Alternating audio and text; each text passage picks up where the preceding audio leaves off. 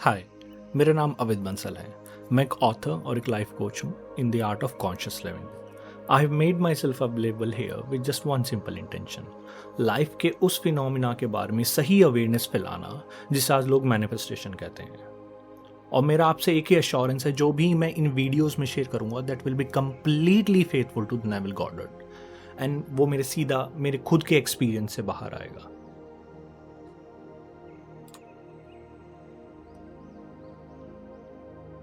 सो यहाँ हम मैनिफेस्टेशन के एक सरफेस लेवल आइडिया के बारे में बात नहीं करेंगे, बल्कि नेविल की एक असली और गहरी मिस्टिकल टीचिंग को एक्सप्लोर करेंगे इस पर्टिकुलर वीडियो में, जो कि एक ऐसी टीचिंग है जिसे आज लॉ ऑफ अट्रैक्शन के कोचेस ने काफ़ी शुगर कोट कर दिया है और जिसका असली मीनिंग लोगों की आंखों से काफ़ी दूर हो गया, या कह सकते खो ही गया है। आज हम एक ऐसे कंसेप्ट की बात करने वाले हैं जिसे सबसे ज़्यादा गलत समझा गया है। एक ऐसी लाइन जिसे लोग बार बार तो रिपीट कर रहे हैं लेकिन उसका असली मतलब समझ ही नहीं पा रहे। तो आपने सुना होगा, काफ़ी लोग बोलते होंगे, या कोचेस या जितने भी लोग हैं ऑनलाइन प्लेटफॉर्म पे, एंड बेसिक वर्ड आता है चेंज योर सेल्फ कंसेप्ट। आपने काफ़ी सुना होगा। तो लेकिन नेविल ने कभी सेल्फ कंसेप्ट यूज, वर्ड जो पर्टिकुलर था सेल्फ कंसेप्ट, कभी यूज ही नहीं किया, एक बार भी नहीं। नेविल ने बात करी थी द कंसेप्ट ऑफ सेल्फ। उन्होंने कभी बात नहीं करी सेल्फ कंसेप्ट के बारे में। उन्होंने बोला था कंसेप्ट ऑफ सेल्फ। और हाँ, अगर ये दोनों चीजें, अगर आपको इन दोनों चीजों के बारे में, इनके बीच का डिफरेंस पता लग गया, self concept and the concept of self, और इनके बीच के बहुत बड़ा डिफरेंस है, बस यही समझना ही बहुत इंपॉर्टेंट है।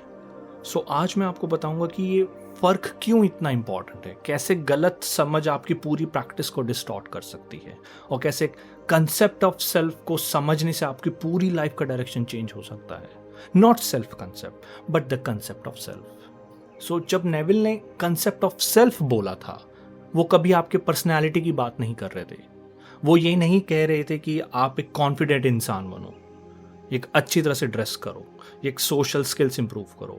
वो बहुत एक गहरी बात कर रहे थे, and that is your identity, आपकी पहचान। वो उस मैं कौन हूं वाले क्वेश्चन का आंसर कर रहे थे, उस प्रश्न का बात कर रहे थे, ना कि वो ऊपरी चीजों की बात कर रहे थे, ना कि आपकी हिस्ट्री की बात कर रहे थे, ना कि आपके ट्रॉमाज या हैबिट की, आपकी पर्सनैलिटी की बात नहीं कर रहे थे। वो बात कर रहे थे कि अंदर के प्योर आई एमनेस की, वो असली क्रिएटर, वो असली source, and that is your I am. So यही है आपका the concept of self. Concept of self का मतलब है मैं किस आइडेंटिटी से जी रहा हूं आज लाइफ में, मैं कौन सा स्टेट एम्बॉडी कर रहा हूं, मैं कौन बनकर अपनी दुनिया को फील कर रहा हूं, मैं हूं कौन आखिरकार, who am I being right now. So Neville ने कहा था एग्जैक्ट वर्ड्स में, Your concept of self determines the world in which you live. आपकी वर्ल्ड का कंट्रोल आपकी अफर्मेशन से नहीं होता, आपकी अफर्मेशंस कंट्रोल नहीं करती, पॉजिटिव थिंकिंग नहीं, आपका कंसेप्ट ऑफ।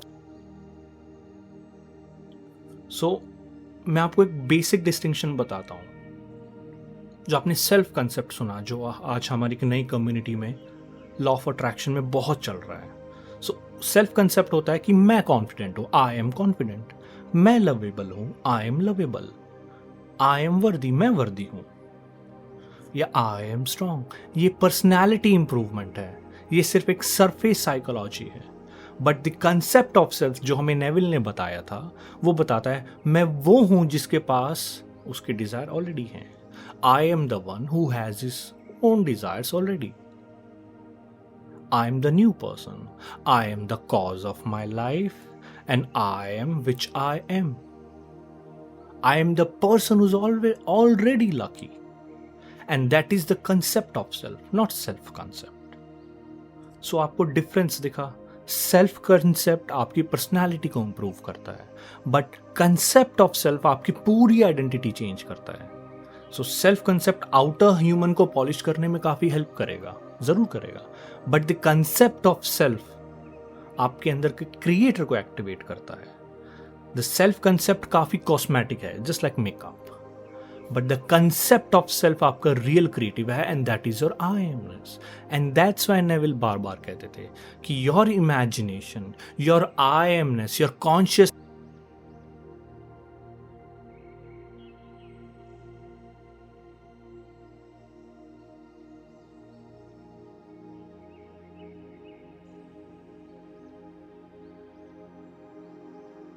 सेल्फ उनकी डिजायर से मैच ही नहीं करता.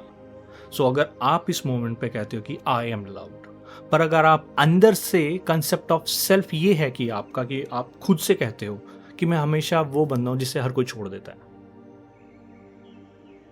तो आपका जो डिजायर है कि आई एम लव्ड, वो आपके कंसेप्ट ऑफ सेल्फ से मैच ही नहीं करता.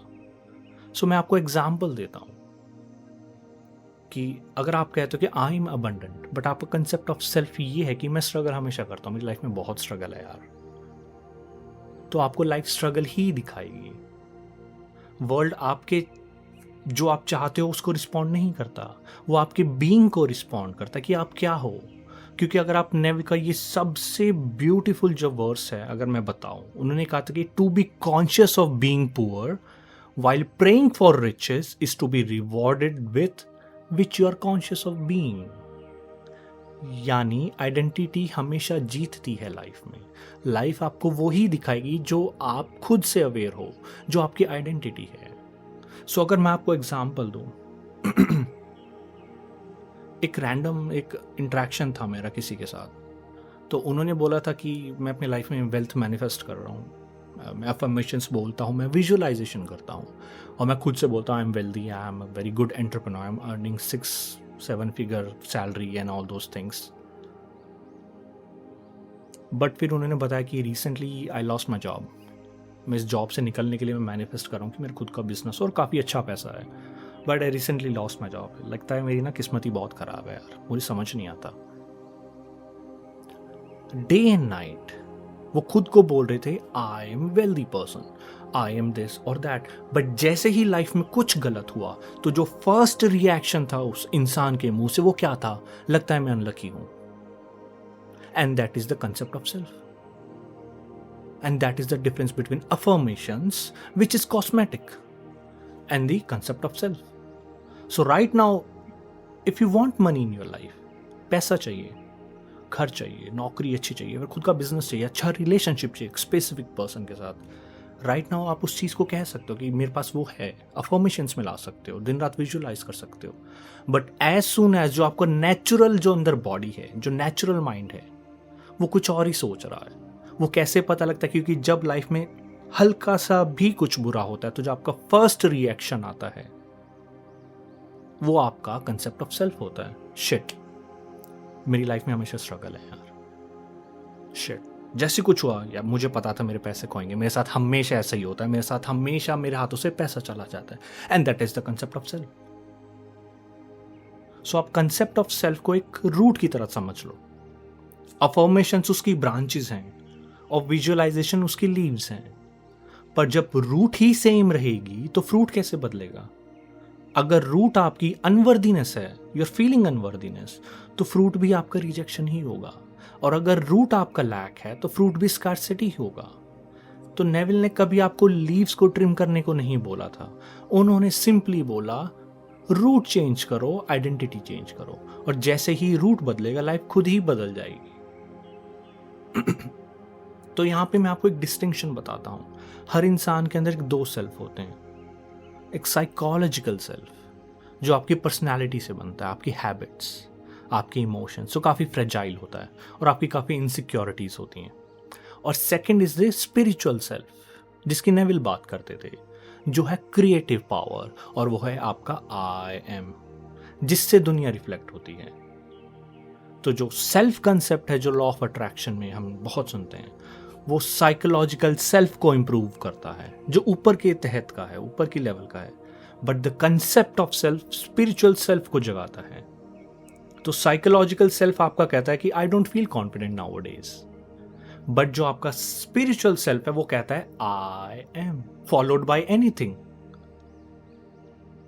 आपका साइकोलॉजिकल सेल्फ कहता है मेरे पास्ट की वजह से आज मैं ऐसा हूं, बट आपका स्पिरिचुअल कहता है मैं पास्ट हूं ही नहीं, मैं ऑपरेंट पावर हूं। और जैसे ही स्पिरिचुअल सेल्फ एक्टिवेट होता है, दुनिया हिल जाती है, सर्कमस्टांसेस शिफ्ट होने लग जाते हैं, लाइफ कंप्लीटली आपकी सामने, आंखों के सामने बेंड हो जाएगी। और यहां पे ही लोग सबसे ज्यादा अटकते हैं। वो सोचते हैं कि मुझे अपना कॉन्फिडेंस इंप्रूव करना चाहिए, I need to improve my confidence, या मुझे अपने पास्ट को हील करना पड़ेगा, यानी या फिर मुझे अपने फियर्स को हील करना पड़ेगा, या मुझे एक बेटर इंसान बनना पड़ेगा। और बहुत ध्यान से सुनना, नेविल ने कभी नहीं बोला कि पुराने सेल्फ को फिक्स करो, you need to fix your past, no, he never said this. और you need to fix your old identity, no.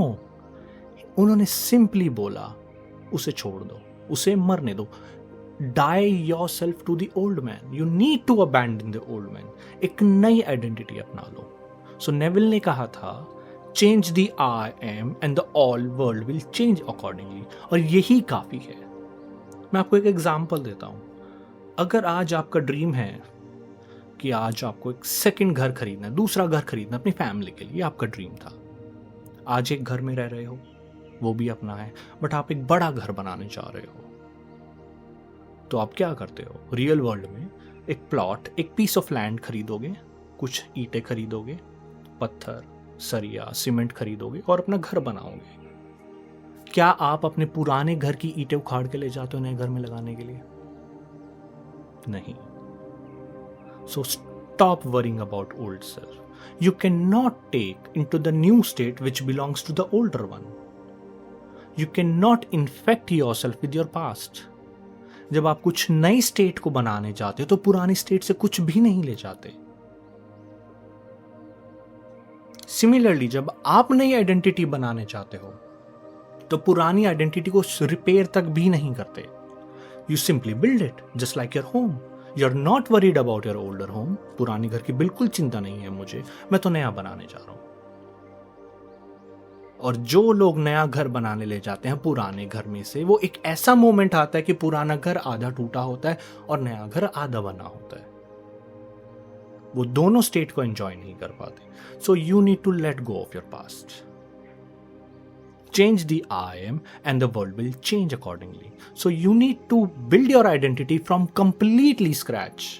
You do not, आपको बिल्कुल भी ज़रूरत नहीं है कि अपनी पुरानी आइडेंटिटी को, मुझे अपनी इमोशनल ट्रॉमा हीलिंग करनी है या मुझे अपना पास्ट रिपेयर करना है। Let go of everything. Never talked about these things. He simply said, die to the old man. Simply make your new identity.